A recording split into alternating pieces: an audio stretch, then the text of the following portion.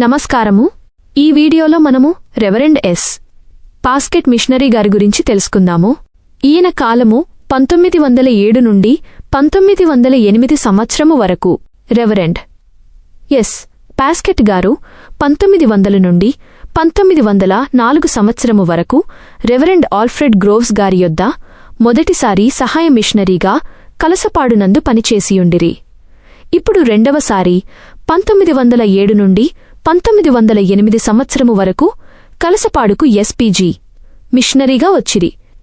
Reverend groves గారు కడపకు SPG మిషనరీగా వెళ్ళిరి. విద్యా సంస్కరణములు. వీరి కాలమున బాల బాలికల పాఠశాల చాలా ఉచ్చస్థితియందు ఉండెను. పిల్లల కొరత అంటూ ఉండేది కాదు. బడిపిల్లలు ఆయా తరగతుల యందుండవలసిన బడిపిల్లల సంఖ్య కంటే హెచ్చుగా ఉండుటవల్ల ఏ, బి, సి అను అదనపు సెక్షనులను ఏర్పాటు చేయవలసి వచ్చెను. ఇందువల్ల ఉపాధ్యాయుల సంఖ్యము హెచ్చాయెను. బడిపిల్లలకు ఉపాధ్యాయులకు హాజరు పట్టీలు ఉండెను. బడిపిల్లలకు ఉపాధ్యాయుడు హాజరు వేయుచుండెను. క్లాసు పీరియడ్స్ ఏర్పాటు చేయబడెను. పాఠశాలకు ఒక పియోను, చర్చికి మరియొక పియోనులుండిరి. వీరు బడి గుడిగంటలు సకాలములో కొట్టుచుండిరి. ఉపాధ్యాయులు బడిపిల్లలు ఉదయకాలపు ప్రార్థనా సమావేశమునకు తప్పనిసరిగా హాజరగుచుండిరి. బయటి నుండి వచ్చు బడిపిల్లలకును ఇది వర్తించును. కలసపాడు చుట్టున్న ఆయా క్రైస్తవ సంఘములయందు ఒక బడి ఏర్పాటు చేయబడెను. ఈ బడులయందు 2వ తరగతి వరకు క్లాసులుండెను. 3వ తరగతికి తప్పనిసరిగా ఈ బడిపిల్లలను కలసపాడు పాఠశాలయందున్న 3వ తరగతి యందు తప్పక చేర్పించవలయును.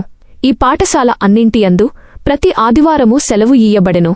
బాల బాలికలు ఎవరు హాస్టలునందుందురో వారెల్ల ఆదివారం చర్చికి తప్పక వెళ్లవలసియుండెను.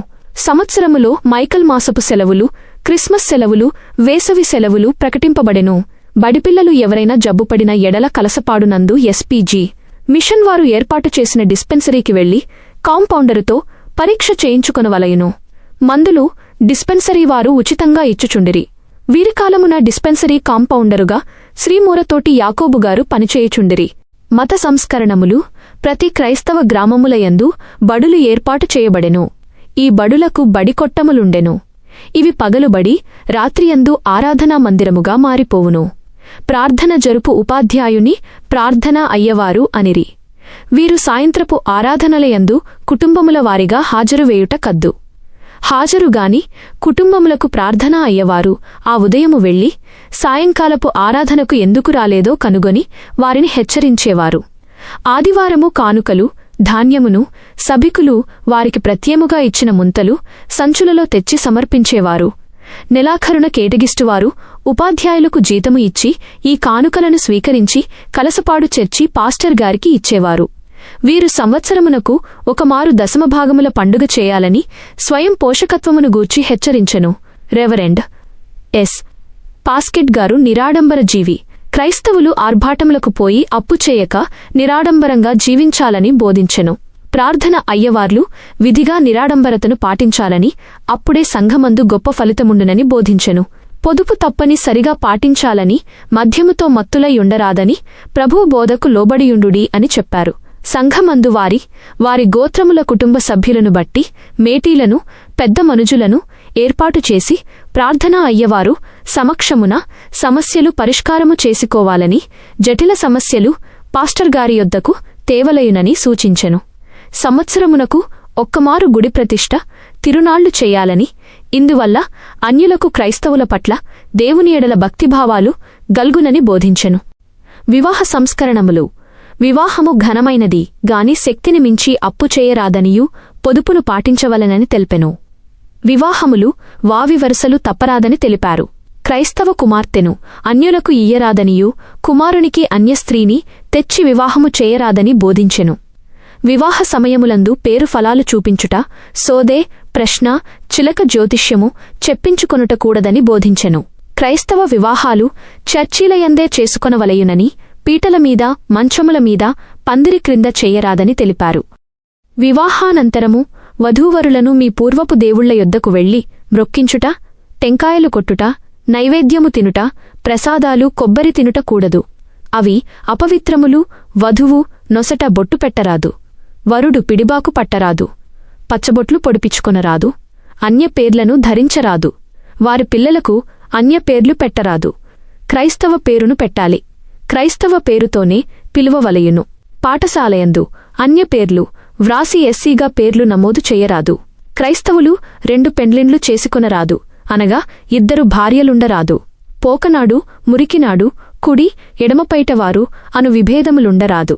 మాదిగలు ఎస్పీజీ సంస్థయందు చేరినట్లయితే వారిని చిన్నచూపు చూడరాదు. సూర్యచంద్ర నక్షత్రాలను పూజించరాదు. మీ అభిషిక్తుడైన పాదిరిగారికి ముండమోపితనము ఆపాదింపరాదు. వివాహములు వారిచే చేయించుకొనుటకు వెనకాడరాదు. మరియు సంఘమందు ఎవరైనా మృతి చెందిన ఎడల వారిని పాతిపెట్టు వరకు సంఘస్థులెవరూ ఊరు విడిచి వెళ్లరాదని చెప్పిరి. ప్రీచింగ్ బోర్డ్ సువార్త సేవాదళం. పాశ్చాత్యులకు నాడు నేడు వయోలిన్ అనేది గొప్ప సంగీత పరికరము.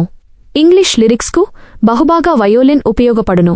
పురుషోత్తం చౌదరిగారు వ్రాసిన రారె మన యేసుస్వామిని మున్నగు పాటలను తన వయోలిన్ పైన బహుబాగా పాటను పలికించి సంగీతములను ఇనుమడింపజేయుటవల్ల తెలుగు పాటలెల్లనాటి క్రైస్తవులకు కరతాళామలకములయ్యెను. వీరు హిందువులకు తగ్గట్లు హిందువులకు క్రైస్తవులకు తగ్గట్లు క్రైస్తవులకు గొప్పగా బోధించి వారిని క్రీస్తువైపు త్రిప్పేవారు. నాడు క్రైస్తవ కీర్తనల పుస్తకము ముద్రింపకున్న తెలుగునాట తెలుగు ప్రజలకెల్లా కంఠపాఠముగా సంఘమంతా నోరారా పాడి ప్రభువును స్తుతించేవారు. వీరు ఎస్పీజీ తెలుగు ప్రదేశములన్నీయూ తిరిగి గొప్ప సేవజేసిరి. వీరి పద్ధతులను ప్రక్కనున్న church, mission society, LMS Rayalaseema వారును అనుకరించిరి. రెవరెండ్ పాస్కెట్ గారి కాలమున క్రైస్తవ సంఘ లోపాలు ఎత్తిచూపి సంస్కరించినట్లే నేడు మన క్రైస్తవ సంఘములెల్ల తిరిగి సంస్కరింపబడు కాలము వచ్చియున్నది. రెవరెండ్ ఎస్ పాస్కెట్ గారు గొప్ప క్రైస్తవ సంఘ సంస్కర్త.